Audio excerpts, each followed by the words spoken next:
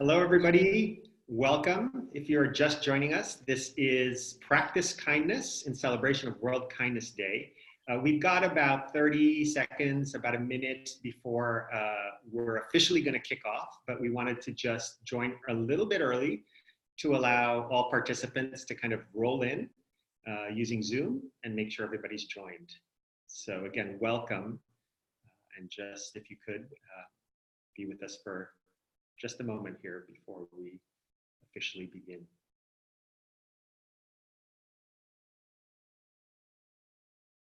If you're just joining, we are waiting a few more participants, quite a number of participants actually, to join the call. But this is the Practice Kindness session, so welcome.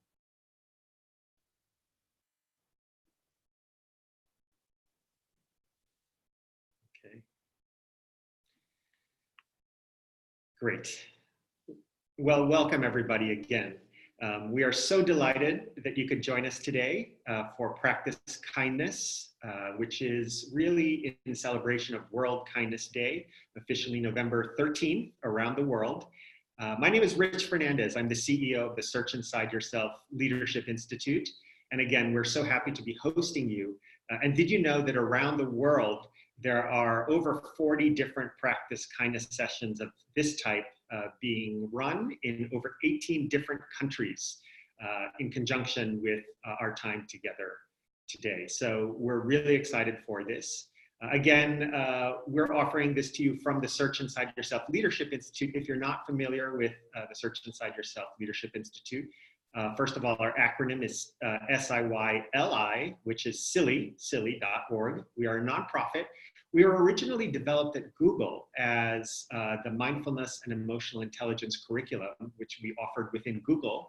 It became so popular and in demand, and other organizations were asking for it, that in 2012, we spun off and rolled out an independent nonprofit from Google, which became the Search Inside Yourself Leadership Institute. And we offer mindfulness and emotional intelligence tools to communities and organizations around the world. And the idea of practicing kindness as a global campaign, as a movement, is very consistent with our mission, because our mission is that we see ourselves as a global community making mindfulness and emotional intelligence, which includes empathy and compassion, practical and accessible for communities and organizations around the world. And the reason we're so interested in practicing kindness, as we say here, is because we see empathy and kindness and compassion as skills that can be learned and trained and developed like any skill. What we really envision in terms of our broader vision is that these practices will help contribute to a world where everyone feels connected to our common humanity, connected to our communities and to our planet, and that we can all therefore act with kindness and compassion towards each other and towards our planet. And so again, welcome to this Practice Kindness event. We're really excited, as I mentioned earlier, perhaps you heard this, there's over 40 events of this kind going at the same time as this one, or soon to be going if it's still night in those parts of the world, in over 18 countries. And so we're super excited to really welcome you all and the over 3,000 people across those different events in conjunction with Practice Kindness. The idea is to practice kindness as a skill, and also to learn a little bit more and dive a little bit deeper into what kindness is and its benefits. And to do that, we are so thrilled today to be able to introduce our special guests. So let me do that now. So first, we have Mirabai Bush, who is a board member here at the Search Inside Yourself Leadership Institute. Importantly, Mirabai was one of the original creators of the Search Inside Yourself curriculum at Google over a decade ago. And even before that, and continuing now, Mirabai is one of the preeminent wisdom, mindfulness, compassion teachers around the world. For the last 45 plus years, Mirabai has been teaching, has been a leader in this space of mindfulness and compassion practices, and has been teaching in organizations and communities all over the world. She's a senior fellow at the Center for Contemplative Mind and Society as well. And Mirabai, welcome. And I don't know if you had a few words that you might just want to share with folks. Oh, Justin, I'm so happy to be with you all. It's still so miraculous that 2,000 of us can get together to just celebrate kindness and do a little meditation together and hear about the science. I'm just, I'm resting in the miracle of what we're doing here today. So thank you all for being here. Yeah, wonderful. Thank you. And I love that idea of resting in the miracle. And then, in addition, we also have Jamil Zaki with us, who is an associate professor of psychology at Stanford University. And Jamil's research focuses on pro-social behavior, social influence, empathy, and he has a wonderful new book out called The War for Kindness, which is building empathy in a fractured world. So Jamil is going to share quite a bit with us about the science and the benefits of empathy and compassion. So Jamil, welcome. I don't know if you also want to say a few words. Yeah, thank you so much. It's such a privilege to be here today. And, I just wanted to highlight that although we are a temporary online community today, I think we're a very important and vital one. It can feel a little bit ironic to celebrate World Kindness Day with all of the noise and difficulties around us, but I think that that actually makes it all the more important. And I hope that we can sort of take this moment that we have together and spread it as far and wide as we can. Great. Thank you so much. And our hope also is that this does contribute, at least for our own selves and those we touch, to more kindness, empathy, and compassion in the world. We know that it's not going to be all the difference, but hopefully it makes some difference. So welcome, and we're happy to be able to practice this. And then I'd also like to just introduce Avery Holden, who is part of our team here at the Search Inside Yourself Leadership Institute. And Avery will be helping moderate the time we have together. We'll be kind of curating the chat bar where your questions will be coming in, because we will have time for Q&A later. And then also we'll be sharing some ongoing resources to practice kindness at the end of this call in ways that you can stay engaged. So Avery, welcome. I don't know if you have anything else you'd like to share as well. Yeah, just want to say thank you so much for everyone for being here, and just to think about the impact of so many people practicing in different parts of the world. Yeah, it's just really incredible. So thank you for being here and looking forward. Thank you, Avery. Great. Well, before we dive in deeply, well, actually, as a way to dive in deeply, perhaps I should say, we always like to begin pretty much every practice and every session we do here at the Institute with practice. And we'd like to invite you to do a brief practice with us if you'd like. This is what we call a minute to arrive.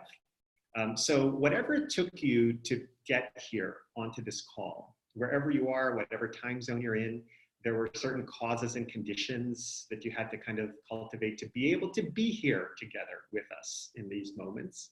And so we would just like to take a moment to pause and to really arrive here all together with our minds and our hearts and our bodies. And so as a way to do that, we have a short attention training exercise that we are going to just invite you all to participate in for about a minute or so. So we call this a minute to arrive. And I'd like to invite you to just sit in a way, or stand if you're standing, in a way that's alert and relaxed at the same time. And if you'd like, you could close your eyes, or perhaps just soften your visual field if that's easier. And in a very easeful way, just connect for a moment with the felt experience that you have of your body, the felt experience of your body. Perhaps noticing your posture or places where your feet contact the ground. Also connecting with your breathing, the breath coming in and out. It's for you.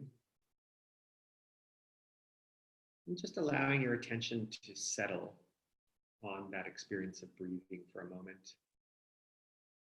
Even as you notice there may be thoughts or other sensations that arise, just noticing those with gentleness and kindness, bringing attention for a few moments to the sensation of the air coming in and out of your body.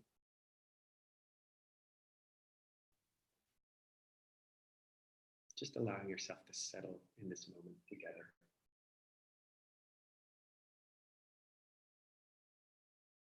And if you'd like, I'd invite you to consider an intention that you may have for this time together. What is something you hope for? What is something you'd like to offer to yourself or to others in this brief time we have together to practice kindness?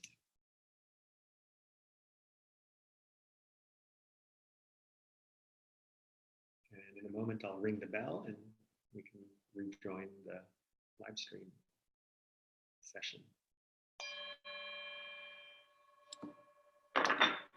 Okay, thank you all so much. And again, welcome. All right, so let's dive into it. So first of all, why practice kindness? For us, really, we were interested in offering this session because, like I said earlier, we see kindness and related qualities of empathy and compassion as skills and capacities we all possess. And we really wanted to have a moment here to practice those together as a global community. And again, we are going to dive into the science of this, how we have this capacity for kindness, empathy, and compassion, which Jamil will lead. And then we're going to actually do certain kindness cultivation and compassion cultivation practices with Mirabai. And then I'll also offer a brief one. The idea here is that there is a possibility for us to connect with kindness to our own common humanity that we all share. It helps cultivate this realization that we're actually all connected and interdependent. And with that realization, compassion and action towards a more peaceful world is possible because we see and experience the interconnection. In fact, 99.9% of all of our DNA as humans is the same.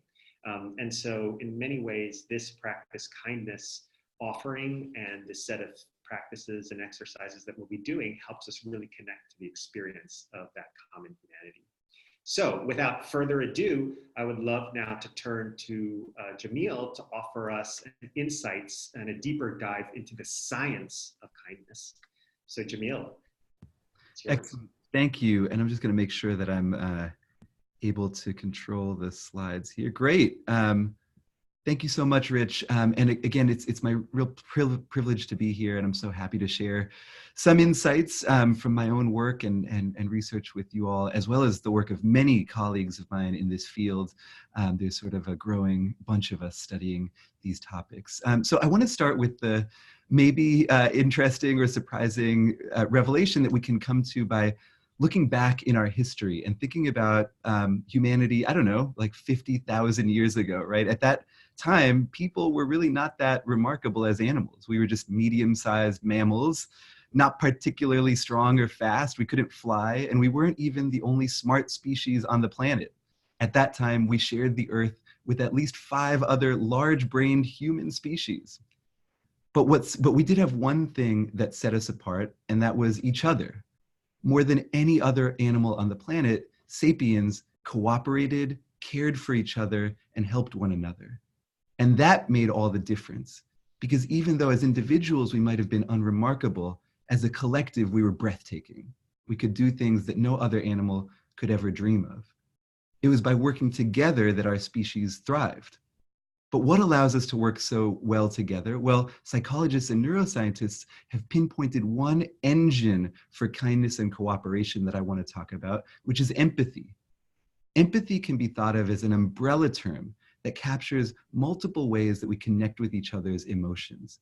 This includes sharing what other people feel, trying to understand what they feel and why, and also caring about their well-being and wishing for their well-being to improve. You can think about your own level of these pieces of empathy. We can also think about our collective empathy, for instance, of everyone in this meeting, as kind of like the human equivalent of a natural resource. And if it is a natural resource, it is a precious one. Decades of evidence demonstrate that all sorts of people benefit from empathy, including the people who experience it. More versus less empathic individuals tend to be happier. They suffer less stress and depression. They have an easier time forming and keeping close relationships in their life. And they even succeed more in professional contexts. Of course, empathy's benefits bubble outward. Patients of empathic physicians are more satisfied with their care and more likely to listen to doctors' orders. Employees of empathic managers are less likely to call in sick with stress-related illnesses. And spouses of empathic partners tend to be happier in their marriages. But maybe the most important benefit of empathy is not just for us and the people around us, but in the ability to form and nurture broader communities. Empathy inspires people to help strangers, whether through volunteering or donating to charity or other means, Empathy also allows us to stop seeing people who are different from ourselves through the lens of stereotypes and prejudice. And by connecting us with future generations, empathy inspires people to be more motivated to create sustainable environmental practices. So this is great news. The most empathic, kindest animal on the planet took it over. So you must be thinking, well, we must be just sitting in a global circle, holding hands, singing together. No, that's not it at all, is it? As I said earlier, it can feel ironic and difficult even to celebrate something like World Kindness Day with all that we see around us. Kindness is hard, and I would argue that it's getting even harder. To think about why, let's return to our roots. Let's think about the world in which empathy evolved, tens or hundreds of thousands of years ago. At that time, humans existed in tiny bands of hunter-gatherers. What that meant is that if you ran into somebody else, probably a bunch of things were true. You were probably familiar to each other. You could see pain and pleasure on each other's faces and hear it in each other's voices. And you depended on one another. These aspects of social life are what I call empathy's primordial soup, packed with ingredients that make it easy and natural for us to care for one another. But those same ingredients are disappearing from social life more than ever. More than ever in human history, people live in cities, but also live alone. So in a way, we are isolated in a crowd. We see more people than we ever have before, but they're strangers to us. And when we do interact, it's often in ways that are transactional and anonymous. For instance, online. This is bad enough when we're interacting with people who are like us, but even harder when we interact with people who are different from ourselves. Because sometimes the only thing we see about them is something that makes us think of them as less than or fundamentally different from us, like an opinion that we might dislike or something about their identity that we don't share. It's easy in this context to forget our common humanity with them. We also are living amidst an epidemic of stress, busyness, and anxiety. And those states can draw us into ourselves and make us believe that we barely have the bandwidth for ourselves, let alone for anybody else.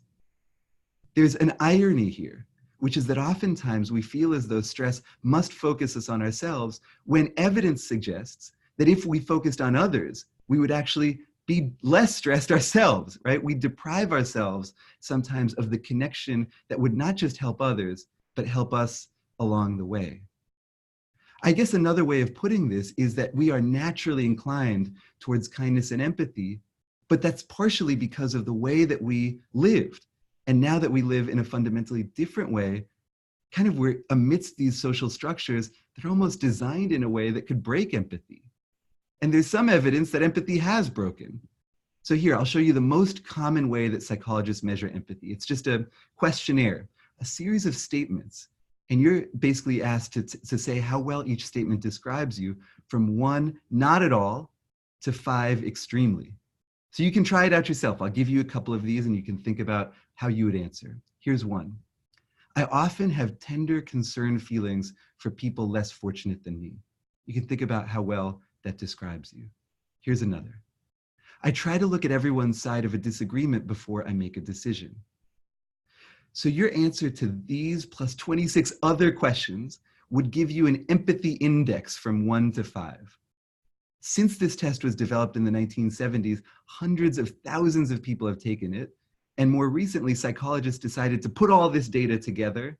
And I'm afraid to tell you that the news was not great. So here, what I'm going to show you is the average American's empathy score in 1979.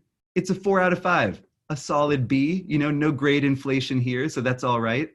Here it is again in 2009, a 3 out of 5. Let me put that in perspective for you. Basically, the average American in 2009 reported being less empathic than 75% of people just 30 years before. Now, maybe this finding is shocking to you, or maybe it's the opposite of shocking. Maybe you didn't need a study to tell you this at all. Maybe you've noticed that as our society feels like it's tearing apart at the seams, individuals too, maybe you or the people around you, have felt more isolated, more stressed, less tolerant, even less willing to connect with others. I certainly have felt that way. I mean, sometimes I feel like being a psychologist studying empathy is like being a climate scientist studying the polar ice caps, right? I mean, we document the value of something just as it disappears all around us. Gosh, that's bleak, huh? Well, I think, but the good news is that it doesn't have to be this way. And that brings us to the message of really this session, which is that empathy and kindness are not just traits, they're skills that we can work on, including working on them in ways that help us overcome modern barriers to connecting with each other. This view of empathy and kindness as a skill, in fact, is really old to me. It defined a lot of my childhood. It turns out that in the 1970s, Washington State University offered scholarships to students from the world's poorest nations. My mother received a scholarship from Peru, and my father also went to Washington State from Pakistan. So they traveled from Lima and Lahore, these two massive cities, to the sleepy town of Pullman, Washington, where they fell in love. For them, though, it was not meant to be. When I think about my parents, even now, I think the biggest thing that they had in common was their sense of foreignness in the US. They were uncomfortable in this new environment and found solace in each other. And I think that was the heart of their love for each other. But as they grew more accustomed to their new country, I think they realized how little they had in common, which is, as their son, I can tell you quite little, very little. So they began divorcing when I was 8, but didn't finish until I was 12.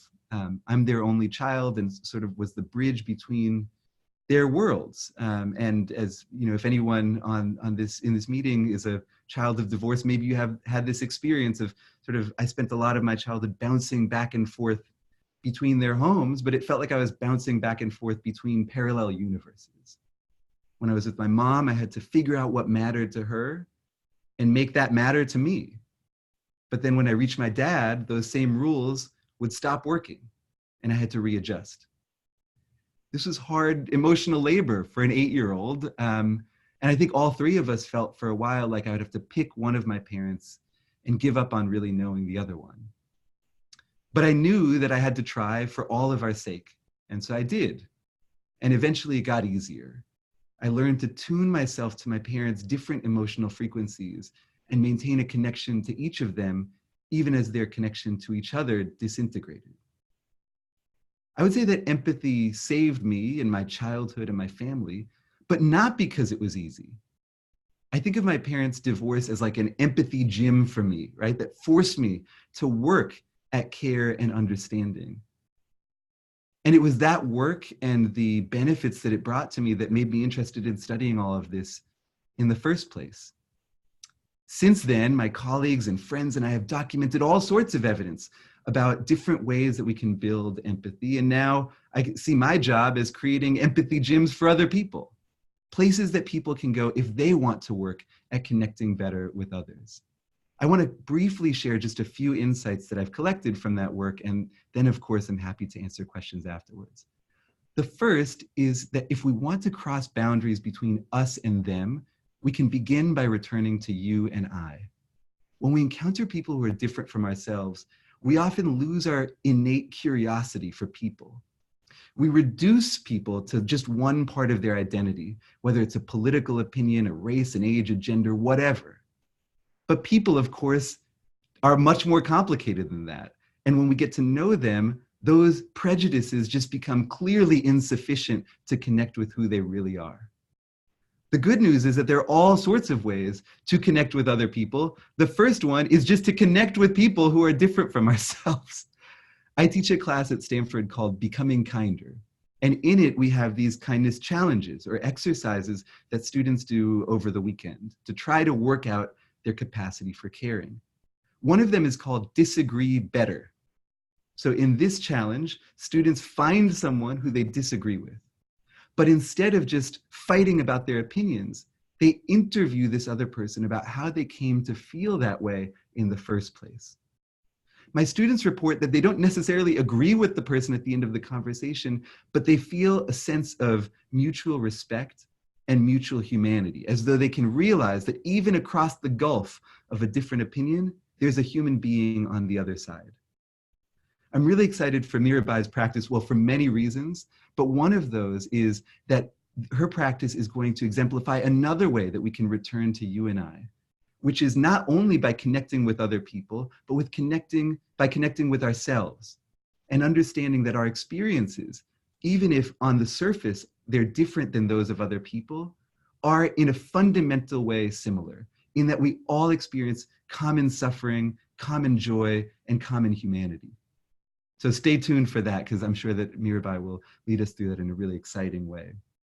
A second insight that I want to share is that caring is contagious.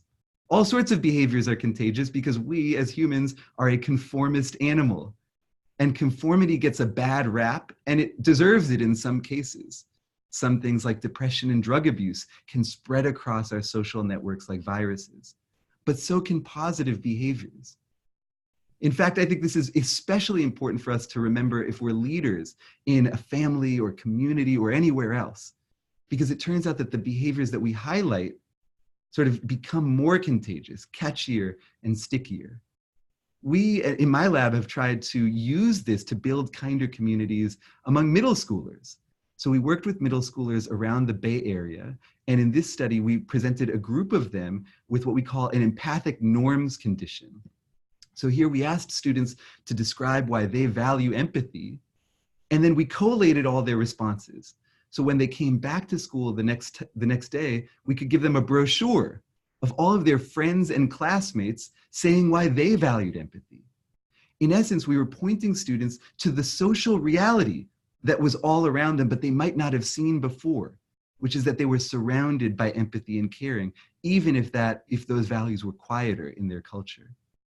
We then asked them to stand or describe how people in their grade felt about empathy, and they took to this really well. So here's one sample response. People in my grade feel very strongly about empathy. It's really important to value empathy, and many people in my grade value it a lot. Smiley face emoji, which is as enthusiastic as you can get from a 7th grader.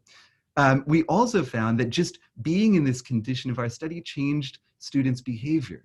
So people in our empathic norms condition came to believe that empathy was more popular among their peers, and that in turn predicted how kindly they behaved 2 months later. So again, I think that this has implications that go way beyond school settings. Sometimes the loudest voices in our culture are not the kindest. Think about these 7th graders. Maybe they're paying attention to bullies who are the opposite of kind. Maybe you've seen, I don't know, pundits on cable news or loud, mean people on Twitter. And it's easy to confuse these people for the majority and decide that if we want to be part of the group, we need to step in line with them. But again, there's kindness all around us. And so I know that as part of this practice, we're going to each have a pledge and an intention to act kindly. What I want to add to that as a brief addendum is when you act kindly, don't be afraid to make your kindness loud. And don't be afraid to encourage others to make their kindness loud as well. Because when we alert people to the kindness around them, we make that kindness more powerful and more contagious. The last thing that I want to share is that simply understanding that we can build empathy is the first step towards doing so. Some of you might be familiar with my colleague Carol Dweck and her work on mindsets. The idea here is that our beliefs about ourselves affect how we face challenges. So for instance, Carol has famously found that if children believe that their intelligence is a trait that they can never change, they shy away from difficult intellectual problems. But if they believe that their intelligence is a skill that they can grow, they embrace those same challenges as an opportunity to grow. Carol and I have found that the same is true for empathy. In one set of studies, we presented people with essays. One of these essays said empathy, like plaster, is pretty stable over time, meant to induce people to believe that they could never change how empathic they are. The other had the message of today's session: empathy is changeable and can be developed, right? Just the idea that empathy is a skill. After people read one of these essays, we put them through an empathic obstacle course, different experiences that can make it challenging to connect with others. And over again, we found that people who we had just convinced that empathy was a skill worked harder at it. For instance, they spent more time listening to the experiences of someone of a different race than themselves, and more energy trying to understand the perspectives of someone they disagreed with politically. There's an irony here, which is that if we believe that empathy is out of our control, we might not work hard at it. That might tempt us to empathize only in the ways that are easiest. But if you understand that empathy is a skill, which hopefully you do now, well, then I hope that you understand that we have the opportunity and the responsibility to empathize in ways that align with our values. And that's what I want to challenge us to do: to empathize with purpose, especially when it's hard, to point our care at people without a voice and our curiosity at people who are different from ourselves. I think if we do that, we can tap into, I think, the meaning of today, of this World Kindness Day, by trying to extend ourselves in ways that might not be easy, but are valuable and vital. But if more of us can do that, then we can go beyond just benefiting from empathy and having the people in our life benefit from it. We can start to do something much bigger, to sort of mend some of the tears in our social fabric and reclaim our common humanity. And that's the good news. Empathy, kindness, and compassion are not just precious resources, they're also renewable ones. Thanks. Wow, thank you so much, Jamil. That was absolutely wonderful. And yeah, very, very powerful. I just wanted to let the listeners know, by the way, that we are going to welcome questions in a moment. We're going to do a practice with Mirabai, but if I hadn't said it before, I just want you to know that you're able to submit your questions via the chat bar. And Abri, who's on our team, will be monitoring those so that after this next practice session, we're going to have time for Q&A. So please go ahead and type any questions you have. And if you want to direct them to Jamil or Mirabai, or just have them be general, please just go ahead and indicate that in the chat bar. And Jamil, thank you so much. Again, so profound. These ideas that, for example, empathy is a renewable resource.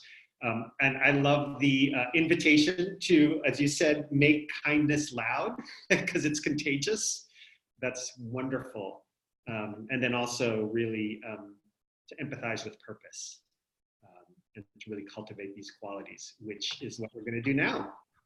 So thank you again for that. And now we'd love to invite Mirabai to lead this next part of the session together on cultivating common humanity and kindness. So Mirabai, please. Well, first, thanks, Jamil. I love that you're a professor at Harvard, at Stanford. I found myself taking notes, even though I basically knew what you were going to say. That was great. So now, I'd like to lead a practice that focuses on compassion.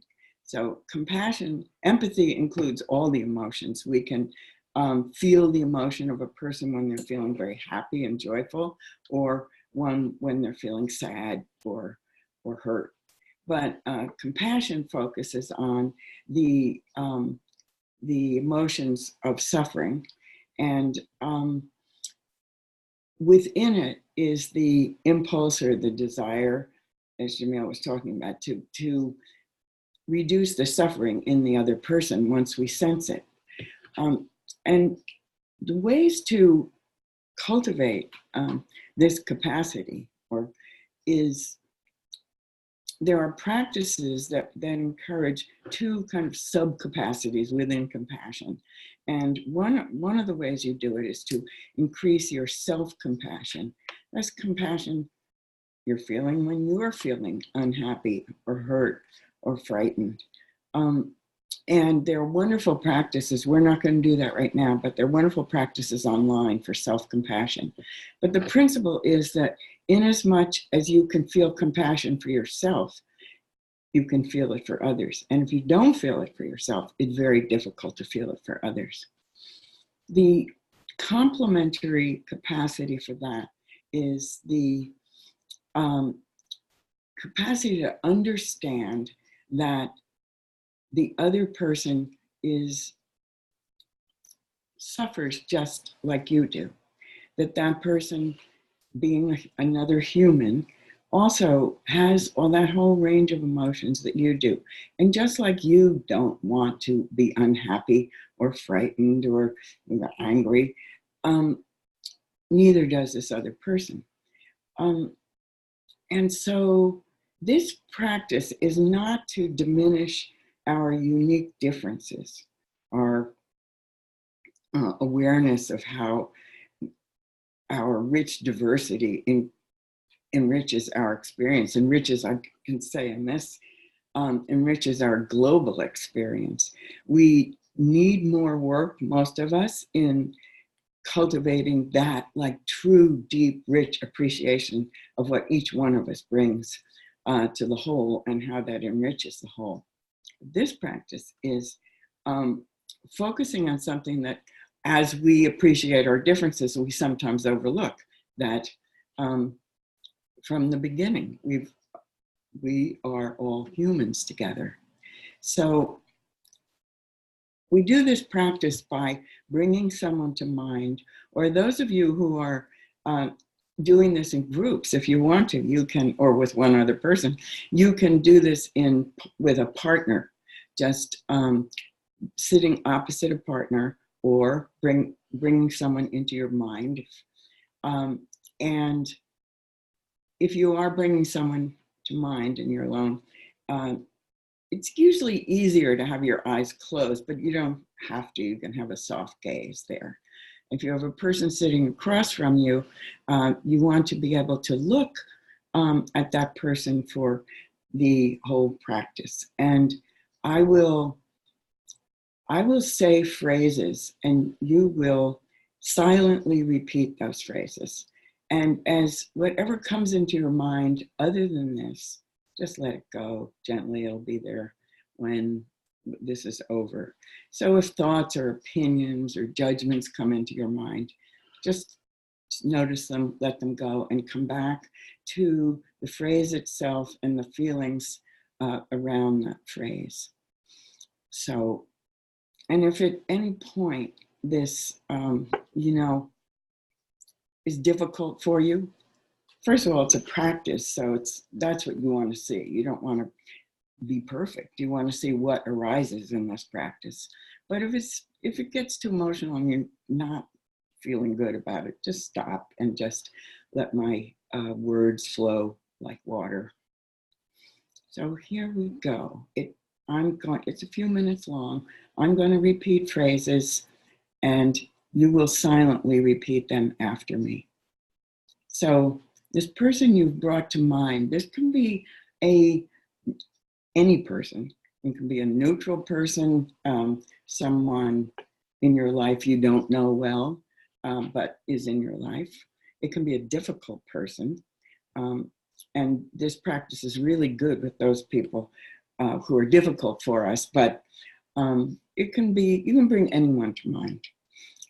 Maybe you have a picture on your desk right now. You can look at that picture. So here we go.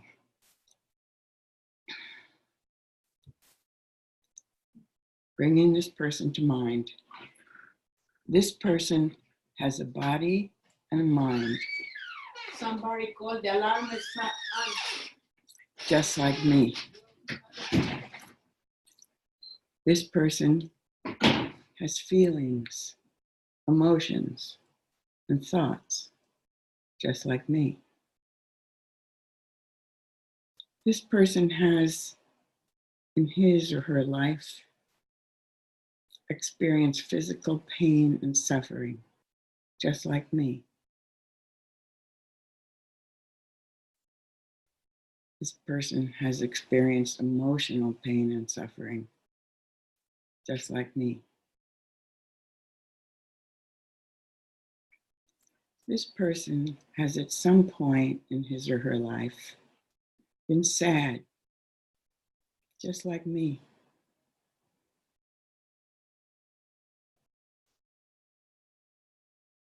This person has been at times disappointed with what life has given, just like me. This person has been angry, just like me. This person has been hurt by others, just like me. This person has felt unworthy or inadequate, just like me. This person worries sometimes, just like me. This person has been frightened sometimes, just like me.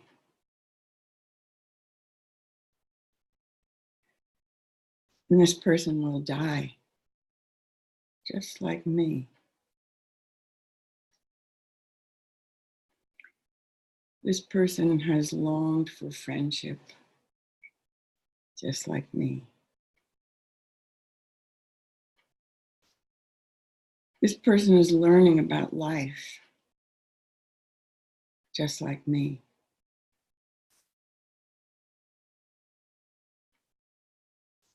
This person wants to be caring and kind to others, just like me.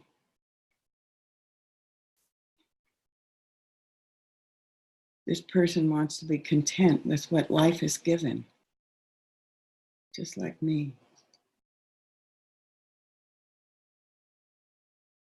This person wishes to be free from all pain and suffering, just like me.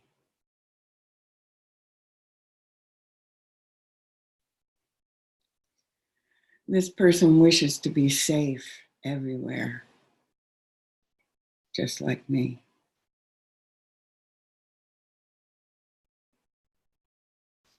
And this person wishes to be healthy and strong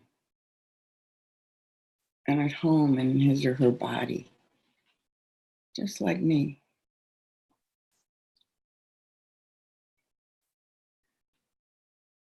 This person wishes to be happy, just like me. This person wishes to know joy in life, just like me.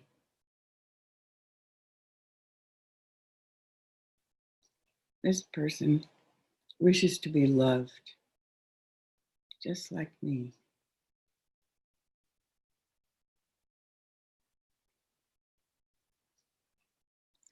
And now, allowing some wishes for well-being to arise. I wish that you have the strength, resources, social support to navigate the difficulties in your life with ease.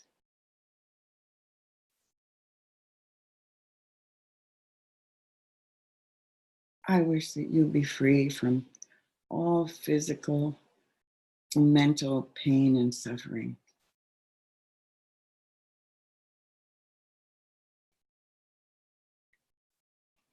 I wish that you be peaceful and happy.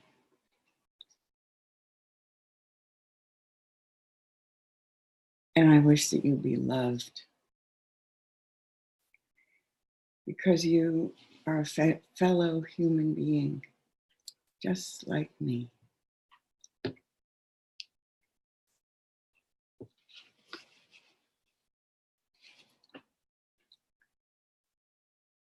And now, if you are doing this with a partner, or if the person is in your mind or in a photo, in whatever way feels appropriate, thank this person for being with you during this meditation.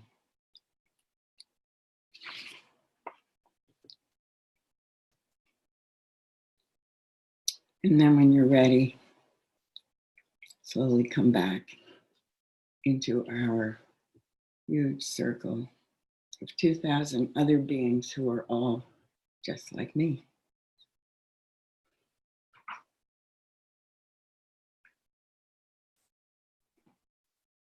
Thank you. Thank you so much, Mirabai.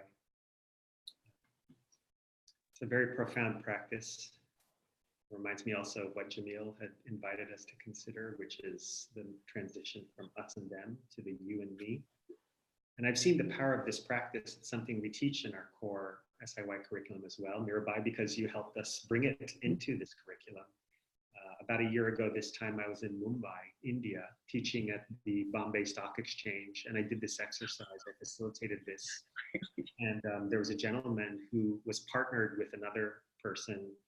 And as they practiced this with each other and had a chance to kind of connect with each other and offer these intentions, the gentleman actually said, he raised his hand at the end of this and he said, I just need to share that personally, I was raised here in India and I was Hindu, and my partner here was raised in Pakistan and is Muslim. And I was taught, I somehow learned to, growing up, to hate people from Pakistan, and I don't remember why or how I even could do that anymore. And it was a beautiful moment. He had tears in his eyes and we kind of all shed a tear. This was in the Bombay Stock Exchange. Oh, I love that. I don't remember why. I don't remember why or even how to do that anymore after this practice. So it's just powerful.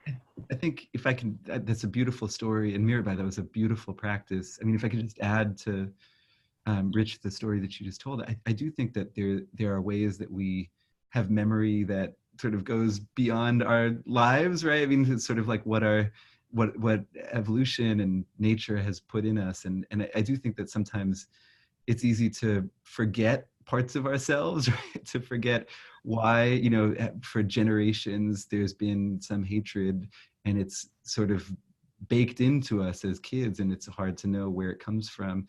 And likewise, you know, there is, I think, this natural kindness and connection within us as well. And it's easy to forget that as well. And sort of there are choices that we make about which sides of us to access and pay attention to. And those are really powerful choices. Thank you. Yes. And these are the practices that help us access them. You know, one thing, if we kind of move to the next piece here, that we also want to offer is that what Mirabai, this beautiful practice you offered, is what we call a dedicated practice, because it, you know, you take a few minutes there to cultivate in a very kind of intentional way, in a you know, kind of as a meditation. Here at the Search Inside Yourself Leadership Institute, we like to also offer these micro practices that can be done in the space of 3 breaths. So in this case, throughout your day, you may be able to use this micro practice. We call it a shift to connection, a shift to connection. And it comprises of taking 3 breaths with these 3 qualities. So in the first inhale, I'll just walk you through this and then maybe we can try for 30 seconds. So with the first inhale, you take a deep inhale and you allow your mind to settle on the breath, collecting your attention as you exhale. With the next inhale, as you consider somebody, you see a similarity to them. You see a common humanity, perhaps thinking, sometimes I think this person was a child, just like I was, and wanted to be happy, as you exhale. And then in the next inhale, as you exhale, you offer them kindness, wishes of kindness and goodwill. I wish you well. Simply that phrase, I wish you well. So let's try that. So taking an inhale, allowing yourself to collect your attention, settle it on the breath as you exhale. Next inhale, as you consider somebody you wish to send kindness to, see a similarity with them. And as you exhale, just connecting to that common thing that you share as humans. And next inhale, beginning to wish them well, offer them thoughts of kindness and goodwill as you exhale. It brings a smile to my face when I do that, you know, so just a way to practice kindness in this integrated fashion as a micro practice in the space of 3 whole breaths. So I hope that's useful for you, my friends. But we've been offering you many of these tools and ideas, and we would love to just open it up now for questions. And so I know that a number of questions have been flowing into our and so Avery, who's on our team here at Search Inside Yourself Institute, has been monitoring that. Avery, are there questions that you can flag and share with us? Absolutely, yeah. So one question that came in is, curious if there is a relationship with hope and empathy. And I'm wondering who would like to take that one. Jamil, you're a researcher, or? Sure. Yeah. It's a broad question. There is evidence that one of the things that makes empathy difficult in modern contexts is our sense of helplessness. When we see one person in front of us suffering, we know we can make a difference.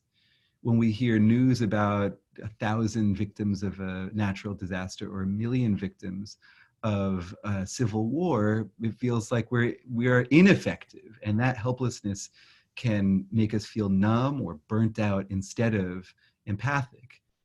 So there's some research from Dave DeSteno and Daniel Lim and others that actually demonstrates that when you can induce people to understand the difference that they can make, even if it's a small difference, which I would say is relevant to the concept of hope, that actually increases their empathy, even in the face of mass suffering, which can often sort of deplete our empathy, and likewise increases their tendency towards kindness, even in those difficult circumstances. Wonderful, so helpful, thank you. Other questions, Avery? Yeah, so question of how to distinguish between empathy and compassion. And I'm wondering, Mirabai, if you'd be open to that. Well, we discussed this before the call, and we have slightly different definitions of this. But I'll say that, well, certainly empathy includes the entire arc of emotion, everything from great joy and delight to misery at the other end. And compassion really focuses on suffering, on the difficult end of the emotions. It focuses on another person's suffering, being sensitive to that, and then being able to, being drawn to or awakened to responding to that suffering, trying to do something about it, whatever it is that you can do. Yeah, I'll just really briefly add, there are some differences in the names that we might put to those different states, but the way that Mirabai describes them is exactly how I would describe these, right? There are different states, whatever you name it. One state is resonating with another person's emotions, feeling as they do, and then another is sort of wishing or feeling a motivation to improve their well-being, feeling for them. And one interesting thing is that there's great discrepancy in the types of behaviors that are produced by those different states. Like if you just feel everybody's pain, you can maybe help them, but you also maybe want to avoid them because it just hurts too much. If you feel instead sort of this sense of feeling for somebody, you're drawn, as Mirabai says beautifully, sort of drawn towards them. They also differ in the systems of the brain that support them. So if you see someone else in pain and you sort of are resonating with their emotion, your brain will look as though you are in physical pain. But if you see someone in pain and you are experiencing a state of what Mirabai is calling compassion, or I would call empathic concern, but it really doesn't matter, right? Then you actually show activity in parts of the brain that are associated with reward and motivation. And you might be thinking, wait a minute, reward and motivation, seeing someone else in pain, that sounds terrible, like you're experiencing schadenfreude. It's not that. It's the idea that when you experience this sort of motivation to help other people, you're thinking about a world in which their suffering has been mitigated, and you're thinking about the ways that you can contribute to that version of the world. Thank you. Beautifully said. Okay, maybe a couple of other questions. Avery, anything else? Yeah, so there was a question around how do we cultivate empathy in a highly competitive work environment? Maybe Rich, you want to take that one? Yeah, sure. And I'd also love to hear if there's research on this, Jamil. Usually empathy is about simply taking perspective, resonating, and also extending that to understanding the common humanity. And when you kind of understand the perspectives of others, it doesn't necessarily mean that you become passive or overly accommodating. It actually allows you to connect more skillfully with them, to understand their motivations, and to work effectively with them. And so in many ways, empathy and compassion require ferocity, courage and boldness. But it's not, in cultivating this kind of perspective taking and resonance, it's not necessarily to kind of get one over on them, but it's actually to perhaps collaborate and work pro-socially or effectively together. Very much like what Jamil was citing in terms of our evolution as a species. We succeed when we're able to kind of work well together. And even in a competitive work environment, there is like, you can cultivate your frenemy over there, right? It's not really your enemy, but it's somebody, frenemy is kind of a mashup of friend and enemy, but it's ability to see again, this common motivation, stemming from common humanity, the wish to be happy, and understanding people's motivations allows you to work effectively with them.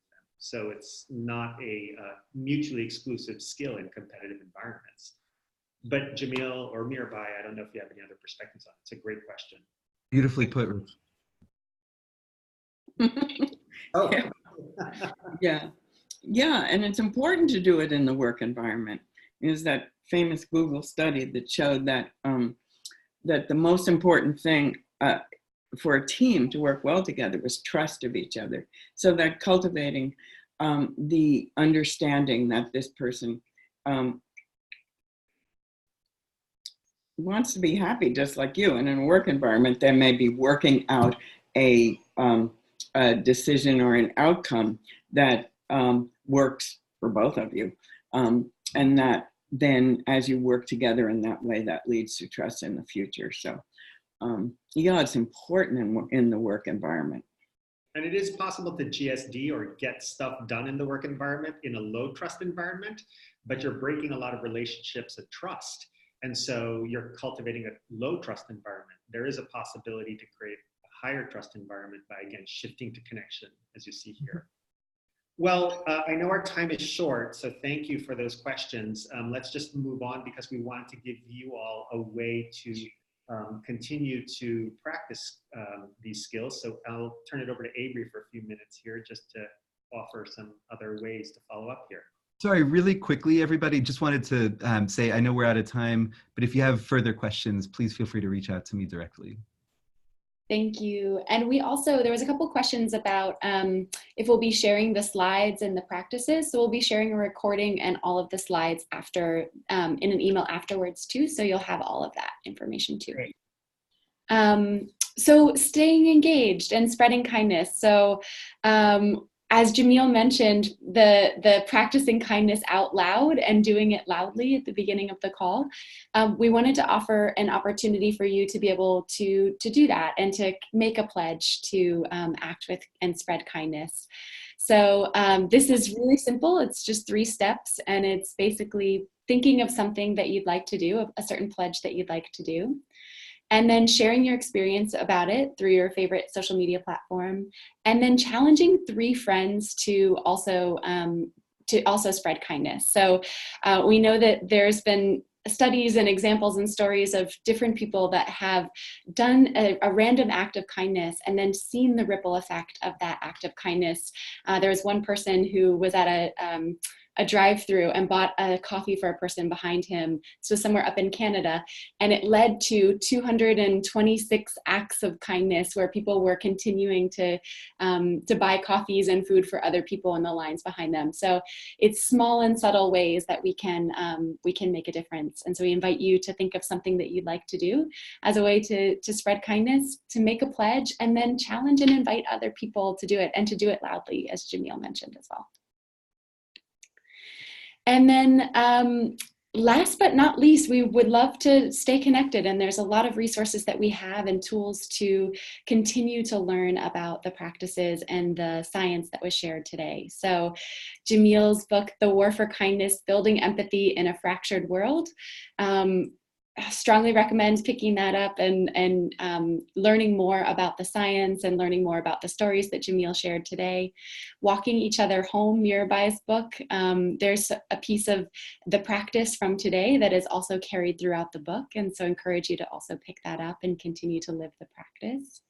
And then we also have an ebook at Silly, which has some journaling prompts and ways to stay connected to learn more about the science of kindness and compassion as well. So there's resources all on the screen. Anything you would add, Rich, Mirabai, Jamil? No. All right. Well, we look forward to staying connected with you all, and I'll pass it back to Rich. Yeah, and so just as we took a moment to arrive, let's just take a moment together to check out, to prepare to leave this session all together and perhaps practice kindness in the world. So again, if you're comfortable closing your eyes, if you prefer softening your visual field, taking a moment to connect with one deep breath, the sensation of this nourishing air coming in and out of your body. And then perhaps I'd invite you then to also consider an intention that you'd like to take with you from this time together. An intention about practicing kindness towards yourself and in the world. Whatever that means for you, however that looks. Calling to mind and into your heart with vividness and clarity this quality of practicing kindness.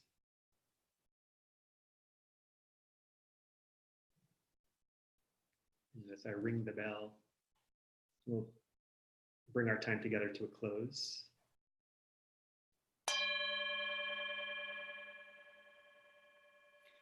And I thank you for your kind attention and wish you well. Thanks, everybody. Thank you. Thank you, Mirabai. Rich, everybody. Be well. Mm.